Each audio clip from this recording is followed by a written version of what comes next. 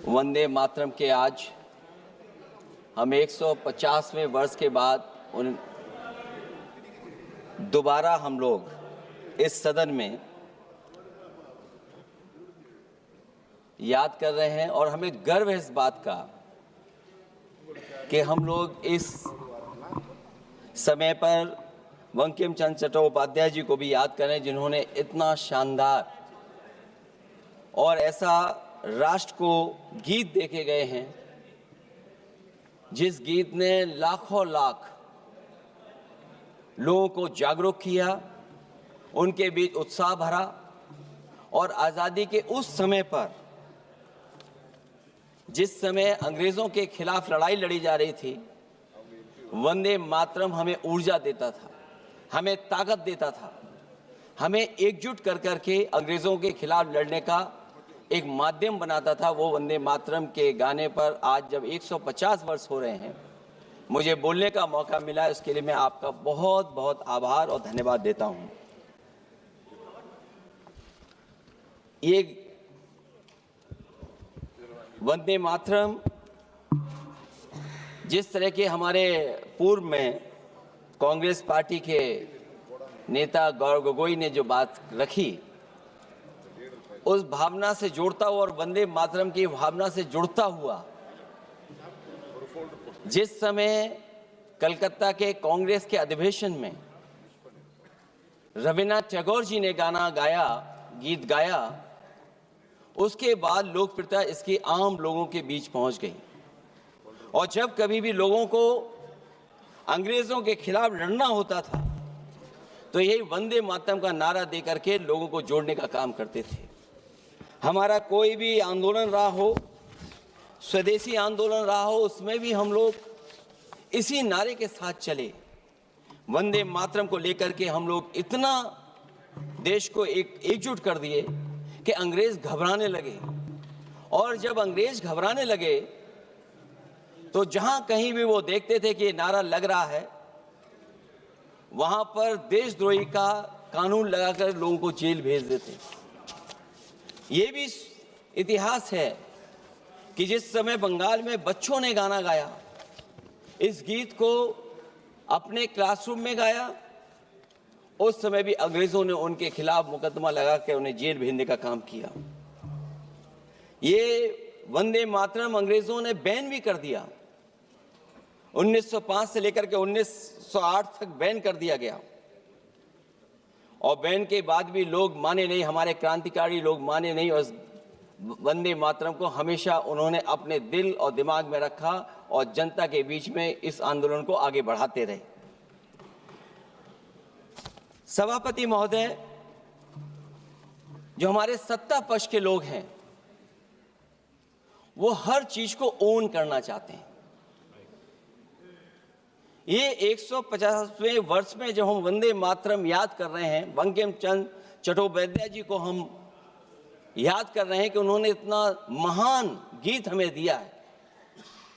सत्ता पक्ष के लोग समय समय पर हमें देखने को मिलता है कि जो महापुरुष उनके नहीं हैं या जो चीज उनकी अच्छी नहीं है, उनको वो ओन करना चाहते हैं। 150वें वर्ष वंदे मातरम, मैं अभी वो बात कहूंगा और मैं बात कहूंगा और हमारे मंत्री जी उसका जवाब देना। सभापति महोदय, क्योंकि ये बात ओन करने की आ रही है, अपनाने की बात आ रही है, तो मैं सभापति महोदय, मैं अपने सत्ता पक्ष के लोगों को याद दिलाना चाहता हूं। सत्ता पक्ष के लोगों की जो पार्टी आज है, भारतीय जनता पार्टी, जिस समय गठन हो रहा था, हमारे मुंबई और महाराष्ट्र के लोग जानते होंगे कि जिस समय गठन की चर्चा थी, उस समय आपके जो अध्यक्ष चुने गए थे, उनको जो भाषण देना उस पर भी बहस चल रही थी। और बहस इस बात की थी कि भारतीय जनता पार्टी सेकुलर रास्ते पे जाएगी, सोशलिस्ट रास्ते पे जाएगी कि नहीं जाएगी।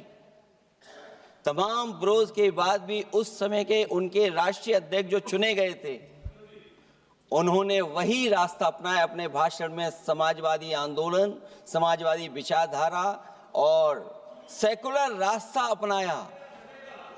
और वही नहीं, जो उनका मंच था उसमें जयप्रकाश जी की तस्वीर लगा करके भी उन्होंने लोगों को ये भ्रम फैलाने की कोशिश की कि जेपी के रास्ते पर भारतीय जनता पार्टी चलेगी।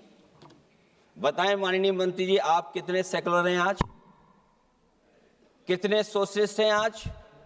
अभी गौरव गोगोई जी ने ठीक कहा, इंडिगो का हवाई जहाज उड़ नहीं रहे कि उड़ाए नहीं जा रहे हैं। उड़ाए नहीं जा रहे। और क्या बात कही गई थी कि गरीब भी उसमें चल सकेगा। इसलिए सभापति महोदय, मैं बात दूसरी तरफ नहीं ले जाना चाहता हूं। वंदे मातरम सिर्फ गाने के लिए नहीं है, निभाने के लिए भी होना चाहिए। सभापति महोदय, आज हम आकलन करें, पीछे मुड़ करके देखें कि हम इस वंदे मातरम को कितना निभा रहे हैं। जिस वंदे मातरम ने आजादी के आंदोलन में सबको जोड़ा, आज के दरारवादी लोग उसी से देश को तोड़ना चाहते हैं। ऐसे लोगों ने, सभापति महोदय, ऐसे लोगों ने पहले भी देश के साथ दगा किया और आज भी कर रहे हैं। ये चर्चा तो जोड़ने का काम करेगी ना अखिलेश जी, क्योंकि आज वंदे मातरम की चर्चा, वही मैं कह रहा हूं, वंदे मातरम में जोड़ने का ही काम करेगी। वंदे मातरम कोई दिखावा नहीं है, ना ही राजनीति का विषय है। क्योंकि सभापति महोदय, हम जब ये चीज इनके विचारों से, इनके भाषणों से जब बाहर सुनते हैं तो ऐसा लगता है कि वंदे मातरम इन्हीं का बनवाया हुआ गाना है। जिन्होंने, सभापति महोदय, जिन्होंने आजादी के आंदोलन में भाग ही नहीं लिया है, वो वंदे मातरम का महत्व क्या जानेंगे। सच तो ये है कि सरफरोश लोग वंदे मातरम दिल से बोलते थे। उन आजादी के दीवानों के खिलाफ कुछ लोग अंग्रेजों के लिए जासूसी और मुखबिरी का भी काम करते थे। दरअसल ये राष्ट्रवादी नहीं बल्कि राष्ट्र विवादी लोग हैं। जहां विवाद करना हो, कभी अंग्रेज विवाद कर करके, डिवाइड कर करके, डिवीजन कर करके राज किया करते थे। सभापति महोदय, आज भी वही रास्ता कुछ लोग अपना रहे हैं। वो डिवीजन का रास्ता अपना रहे हैं, डिवाइड का रास्ता अपना रहे हैं, दरारवादी रास्ता अपना रहे हैं। इनका इतिहास खंगाला जाए कि इन्होंने आजादी के पहले और आजादी के बाद वंदे मातरम क्यों नहीं गाया। ये सभापति महोदय, आज जब हम वंदे मातरम पे इतनी चर्चा कर रहे हैं, जिस भाव से हम लोग यहाँ बैठे हैं, कम से कम ये भी खंगाला जाए इतिहास में कि वंदे मातरम कुछ लोगों ने कब गाया। उन मुखबरों से ये सवाल पूछा जाए कि स्वतंत्रता के बाद भी उन्होंने अपना गीत क्यों बनाया। उनकी एक रंगी सोच ने तिरंगा क्यों नहीं फहराया। वंदे मातरम सियासत के झूठे राष्ट्रवादियों के लिए नहीं है, गलत लोगों की गलत मंशा पूरा देश समझता है।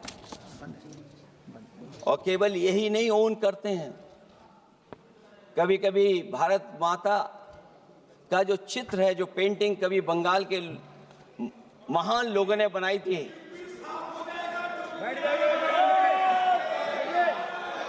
सभापति महोदय इनको देख लीजिए और फिर बैठो। सभापति महोदय, राजभर जी आप बैठिए, आपके नेता बोल रहे हैं। सभापति महोदय, वंदे मातरम का भाव ये भी था कि कम्युनल पॉलिटिक्स नहीं चलेगी। और कम से कम हमारे उत्तर प्रदेश के साथियों ने कम्युनल पॉलिटिक्स को अंत किया है वहां पर जहां से कभी इन्होंने शुरू की थी। आज बैठ और सभापति महोदय, वंदे मातरम बैठिए। एक भाव के रूप में हमारे अंदर बसा है। चाहे उसके शब्द ना याद हों, चाहे अर्थ ना मालूम हो, चाहे पूरा याद ना हो, उस सच्चे भारतीय के अंदर देश प्रेम की भावना जगाने के लिए इसके दो शब्द ही काफी हैं। जो सच में देश की एकता और अखंडता चाहते हैं, जो भाईचारे को बुनियाद मानते हैं, उनके लिए दो शब्द भी पर्याप्त हैं जो इस वंदे मातरम से हमें मिलते हैं।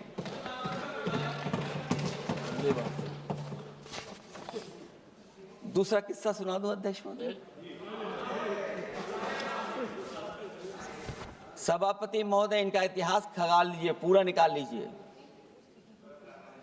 चुनावी सभाओं में कभी बाबा साहब भीमराव अंबेडकर जी की तस्वीर ये लोग नहीं लगाते थे।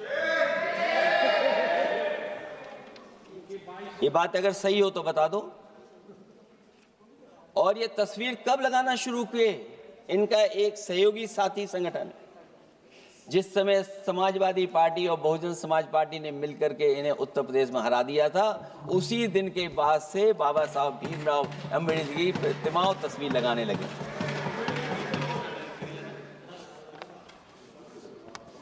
इसलिए सभापति महोदय, ये वंदे मातरम केवल गीत नहीं है। गीत के साथ साथ आज हमें ऊर्जा भी देता है। उस समय क्रांतिकारियों को ऊर्जा मिलती थी, एकजुटता का नारा था, हम साथ लेकर के चल रहे थे सबको, और देश के सभी लोगों ने जाति धर्म को भुला करके एक साथ मिलकर के वंदे मातरम के सहारे अंग्रेजों को भगाने का लगातार कोशिश की। और अंततः परिणाम ये हुआ कि जब देश जागा, वंदे मातरम के साथ साथ जय हिंद का नारा, इंकलाब जिंदाबाद का नारा लगा करके अंग्रेजों को इस देश से भगाने का काम किया। आज सभापति महोदय, जब हम चर्चा कर रहे हैं, हम कैसा देश बनाना चाहते थे और किस दिशा में हम लोग देश को ले जा रहे हैं। सभापति महोदय, मुझे अच्छा लगा कि प्रधानमंत्री जी ने वो बात याद दिलाई कि अंग्रेजों के जमाने में अगर बच्चे भी वंदे मातरम गा देते थे तो उन्हें देशद्रोही के कानून से जेल भेज दिया जाता था। आज जब हम आजाद हो गए हैं तो आज देखिए उत्तर प्रदेश में क्या हो रहा है कि जो प्राइमरी स्कूल है वो बंद किए जा रहे हैं। 26,000 से ज्यादा स्कूल बंद हो गए। और जब बच्चों को पढ़ाने के लिए हम लोगों ने जिम्मेदारी उठाई, पीढ़ी के समाज के लोगों ने जागरूक होकर के पढ़ाने की कोशिश की, तो कभी अंग्रेजों ने मुकदमा लगाया था बच्चों पर देशद्रोह का। आजादी के बाद भारतीय जनता पार्टी की सरकार ने वहां पर मुकदमे उन पे लगाए जो पढ़ने गए और जो पढ़ाने गए।